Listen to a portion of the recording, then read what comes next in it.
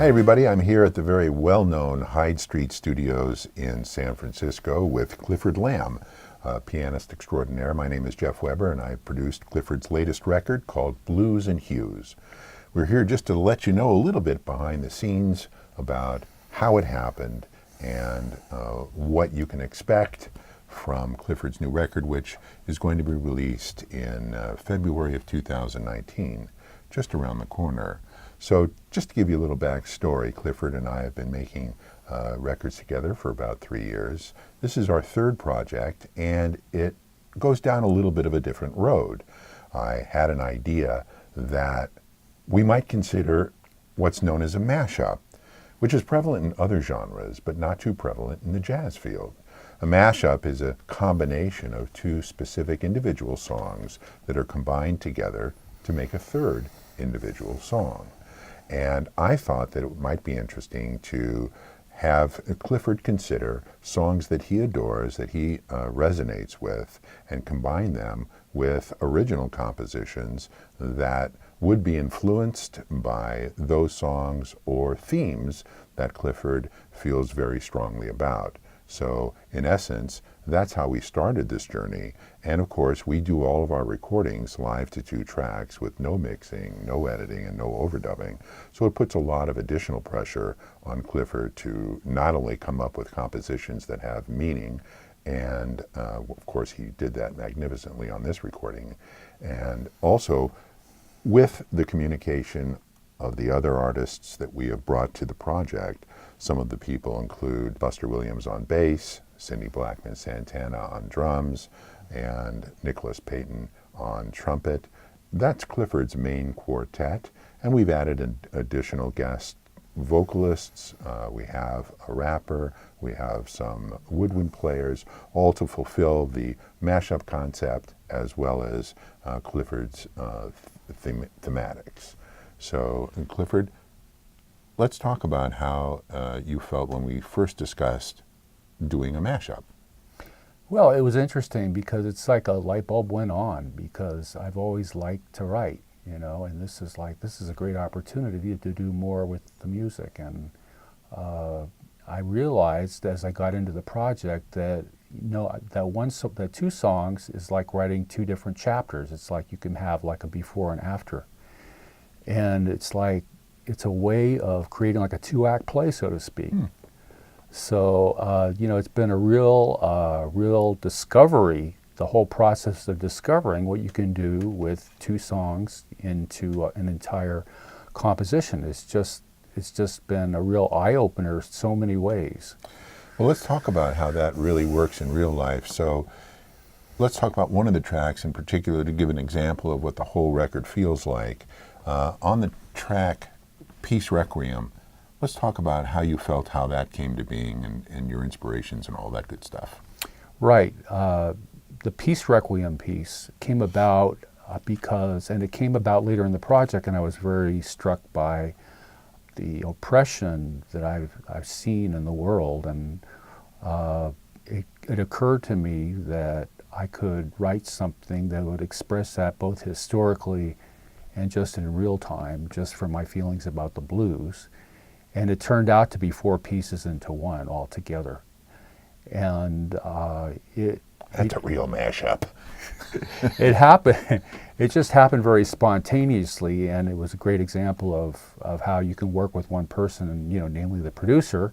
And we were working back and forth, and it just wrote itself. So in a way, I was like sitting there watching myself do it. I couldn't believe it. So let's talk about the components of that song. Sure.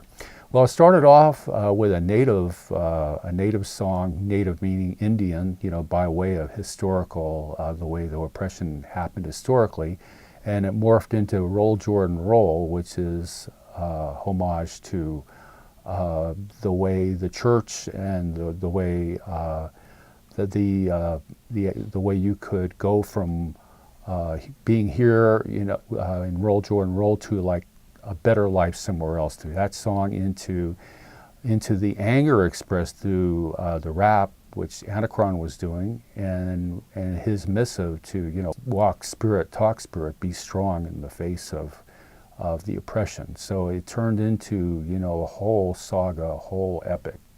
And then that comprised of your original tune. What are we calling that?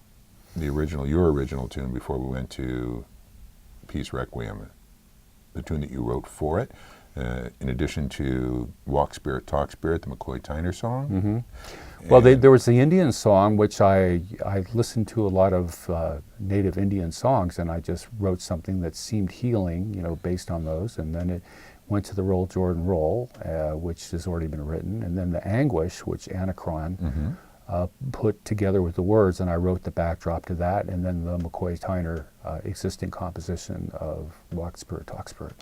And in order to kind of like explain that whole process, the song, we didn't really want to cut the song. We basically let it go.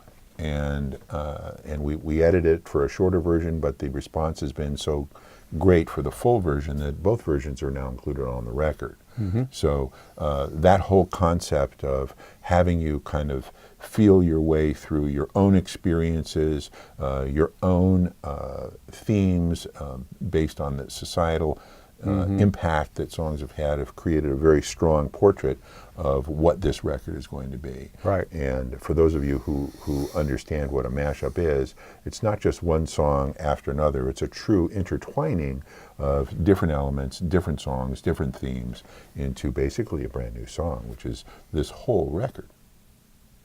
That's right. And as you were asking the first question before, I experienced something through the movie Sounder with Paul Winfield and Cicely Tyson back when I was in high school, and that actually set the stage for this whole composition, because I saw, the naked oppression, and it just made an impression on me, and just my everyday experiences went into that song. And so this was a process of me taking what I see in front of me day by day and making that work into a song. It's interesting to note that live 2-track recording offers no vacation spots.